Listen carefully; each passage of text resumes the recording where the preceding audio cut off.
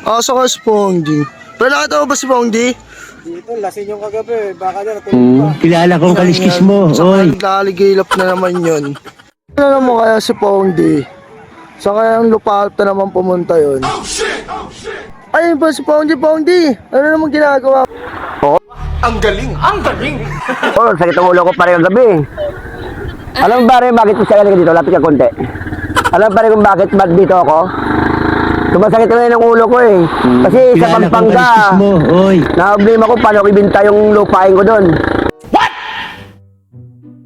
What the fuck? Tapos ito pa. Kaya nandito ko ngayon ng bakit? Nakita mo yung mga nakikita nyo? Yun. Yung bangka, yan. Yung bangka. Saka ito yung bukid. Saka ito yung cottage pula. Gago! At yan. Paikutin mo yan. Yan. At ang cottage yan. Alam niyo bakit lupa ko rin to. Hindi nyo lang alam kung gaano kayaman. Sa Pampanga, binibinta ko yan. At nakita nyo, akin yun. Pero, tignan nyo yung dagat, yun ang hindi sa akin. Hindi ko kaya ibinta yan. So mga kaibigan, ito lang tayo. Pasimpleng tayo, pero yung hindi nyo alam yung kung gaano tayo kayaman. O, di nyo? Di ba? Gaano kayaman sa utang.